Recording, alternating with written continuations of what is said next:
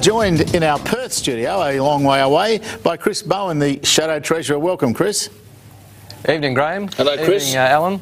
Now, Chris, I must say that since the last time I spoke to you, politically, for Labor, things are looking up. I mean, far from being smashed in the polls, you're now well in front.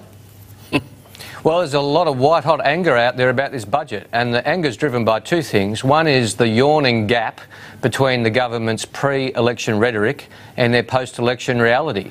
They were elected on a web of deceit, and there's a lot of anger out there about that. There's also anger about the unfairness of this budget. I was talking today to apprentices who are angry that they're losing their tools for trade allowance, $5,500. I was talking to pensioners who are very concerned about the loss of the concessions and the change to indexation and are frankly white-hot angry about it. So yes, there's a lot of concern from apprentices to university students, to parents of university students, to grandparents of university students, to pensioners, to families losing tax benefits, right across the board.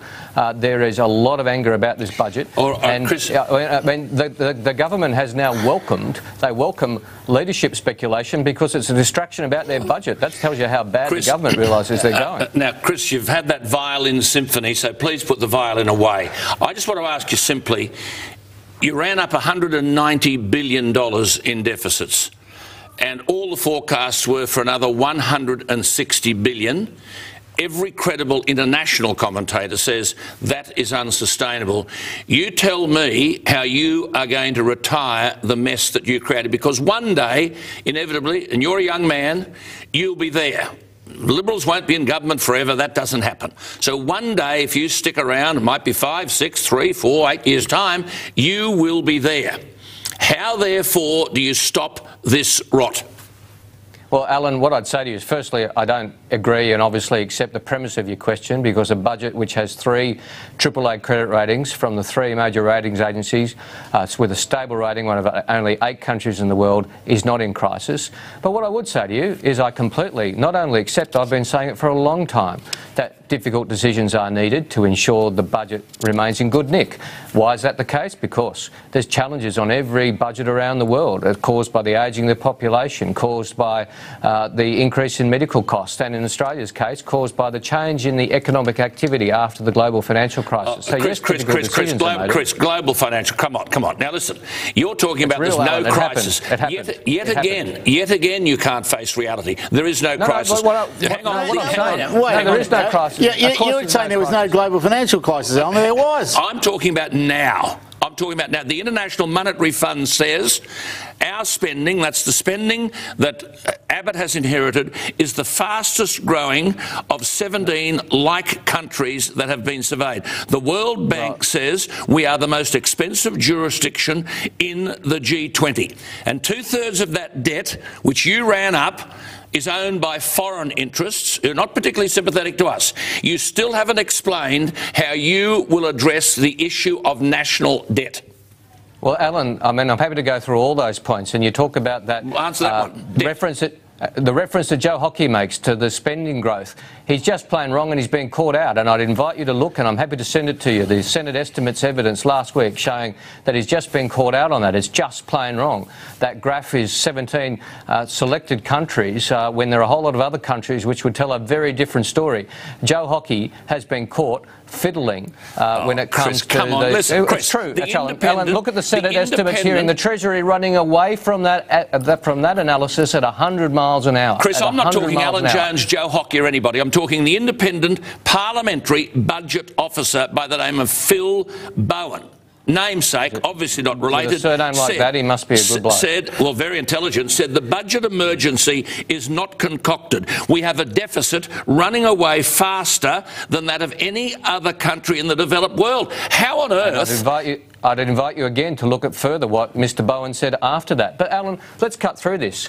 I not only accept, but have been saying for a long time, that decisions are necessary to ensure that the budget is in good nick. But what I reject completely are the values of this government, which drives them to say, well, the pensioners can pay the cost, the apprentices can pay the cost, the university students and prospective universities can... How's it nonsense, Alan? You tell that to the pensioners. I'm sorry, it is a Chris, fact. that is a complete lie. The pensioners are not losing any money, and you know that. The pension is going to be increased twice a year. That is a complete and utter untruth. No, he talked about their... With respect, Alan, that is not right. That is not right, Alan. They are cutting into the pension by changing the indexation.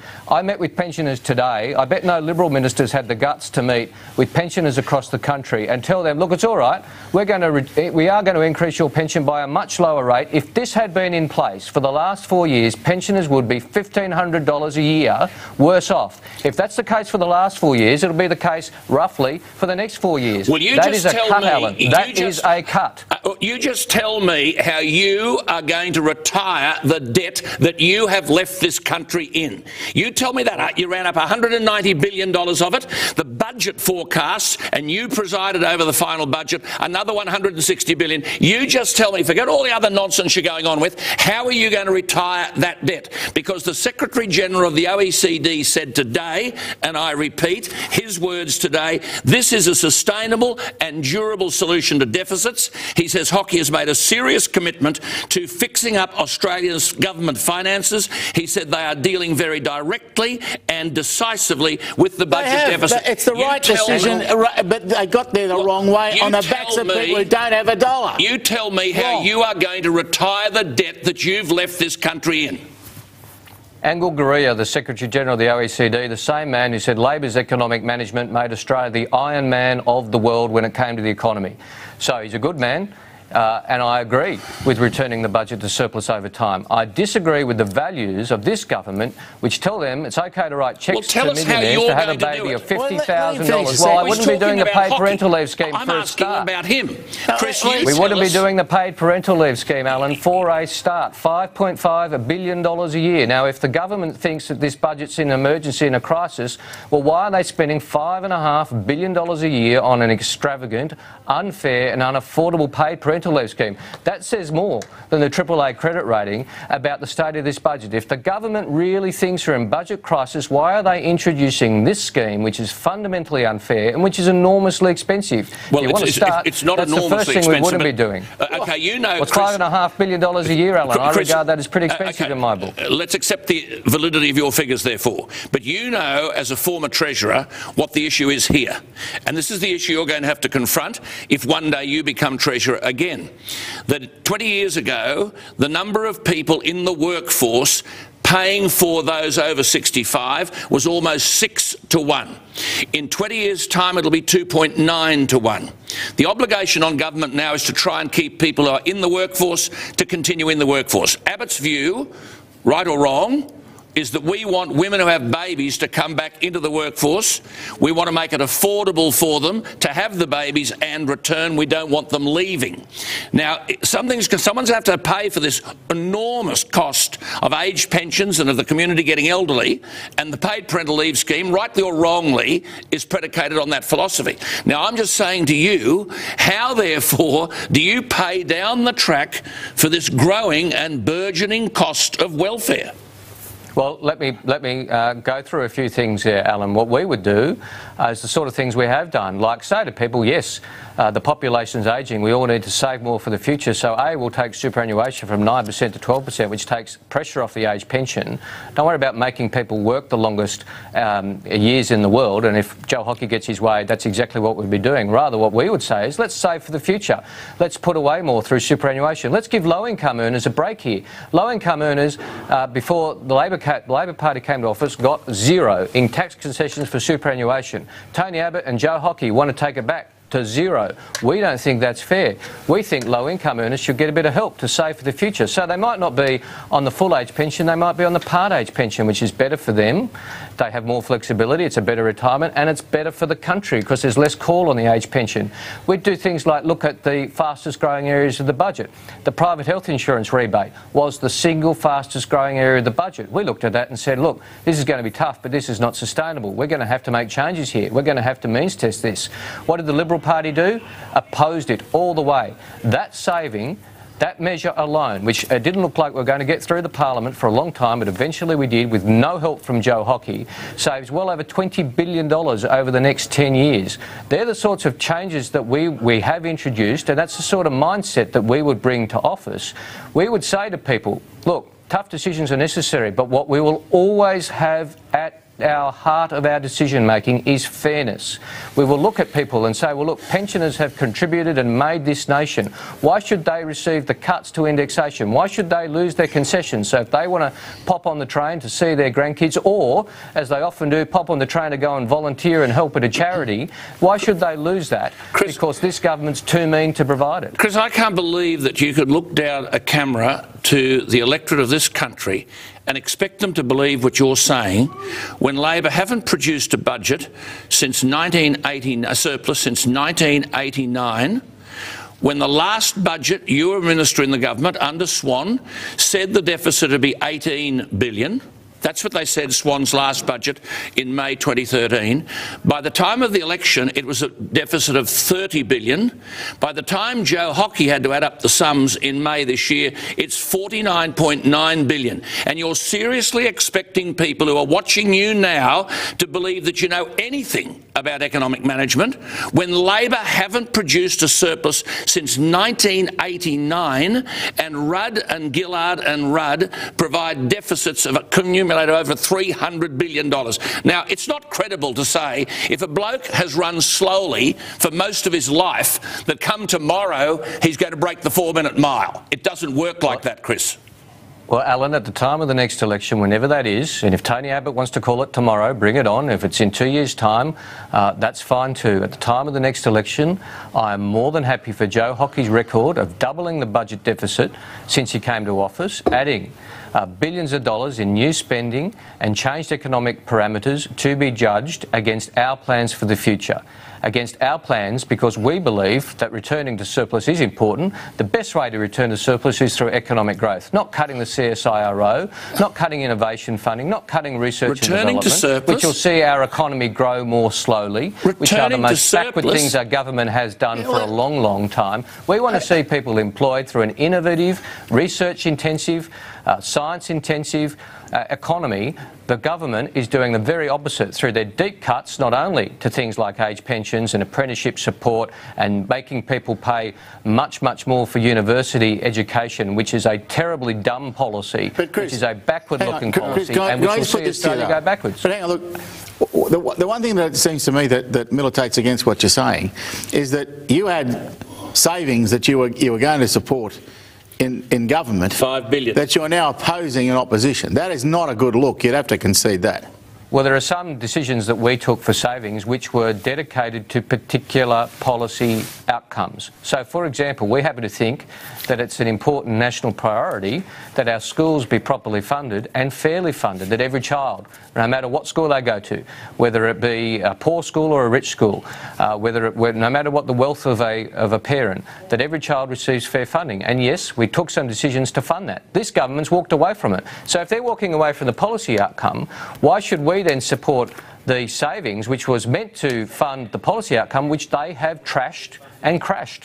We're not going to do that. We'll be responsible. We're not going to take Tony Abbott's approach of saying no to everything. There's already been things in this budget which we don't particularly like, which we wouldn't do if we were in office. But we've said, look, we won't stand in the way of this because we're not going to rewrite the entire budget from opposition. That was Tony Abbott's approach, the negative approach for 4 years. And for him to lecture the Australian people about the need for constructive politics after his negative, carping approach for 4 years is beyond the pale. Now, Chris, I can only come back to the point. I mean, you have absolutely no credibility, and no one in the Labor Party's got any credibility talking about surpluses. You people just spend, already the spending is 3% of GDP greater than revenue.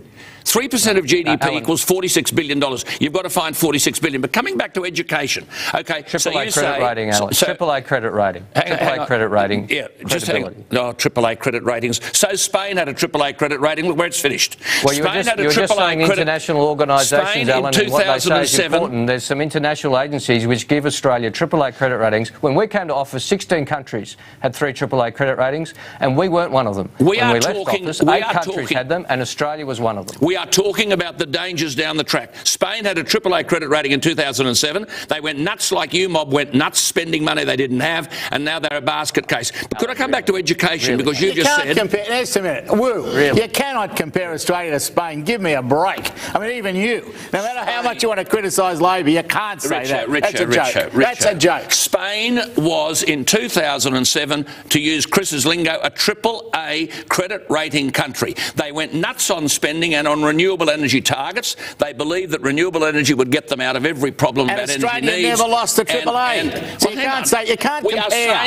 You can't compare. Impossible. We are saying if we keep going the way we are, there are problems. I want to come back to the point that you made about education. You've got a very smart bloke who's your shadow, as the Assistant Treasurer, Andrew Lee. Andrew Lee, smart fellow. He was a professor before he came into the Labor Party. Now, he'll be a good Assistant Treasurer in the next Labor government. Right. Well, he exploded the myth that you've propagated here, that all education problems will be solved if there is money. Because Andrew Lee wrote a text along with Chris Ryan called Long-Run Trends in School Productivity, Evidence for Australia. And they noted that, quote, despite a substantial increase in real expenditure per student since the mid-1960s, there has been negligible improvement in standards as measured by literacy and numeracy tests. Now, there are any number of international studies which say that money isn't the issue. And I might add, even Gonski says that, even though all the discussion about Gonski is about money. How do you, without focusing on money, improve the standard of education in this country? Because currently we're betraying our kids. Well, Alan, with respect, you've set up a straw man argument there because nobody suggested it's all about money. I do suggest, and I think the evidence supports this, that money is important, but I would never argue, and I have never argued with due respect to you, that money is the only thing that counts. Other things that count are teacher training. We set up an improvement when we were in office to teacher training quality in Australia, working very closely with the Vice-Chancellors, with all the stakeholders, with the Institute of Learning, etc., looking at just how we can improve teacher training in Australia, because there's many more people studying to become teachers, and that's a great thing. That's a wonderful thing, and we want to ensure when they leave university we have amongst the world's best teachers. So I agree with you to this degree, Alan, that it's not just about money, but whenever we've got the piece of public policy vandalism, which is the school funding model which the previous Liberal government, the Howard government, foisted on Australia and left Australia, where kids who are in disadvantaged schools were having that disadvantage worsened by the federal funding. Then not only is that fundamentally unfair and, to my mind, unconscionable, it's also really dumb for the country because we're not getting the most out of people. We're not letting people grow and develop to everything they can be, regardless of where they live, regardless of their background. We want kids to grow up in Australia to be whatever they possibly could dream to be. So under the old funding model of schools, it is not happening. Abbott and Hockey don't want that. Well, their actions speak louder than their words, Alan, and they are trashing a fair and better how you achieve it, and model. sometimes, you know, people get it wrong. But see, in my view, Labor got a lot of things wrong in that 6 years, but I think Abbott and Hockey got a few things wrong now. But whatever I think or you think or Chris thinks, we have to leave it right now. Okay, Chris, thank you very much for your time. I know you squeezed us in. I do appreciate your efforts. And Alan's delighted to have had you on the show. Good on you, mate.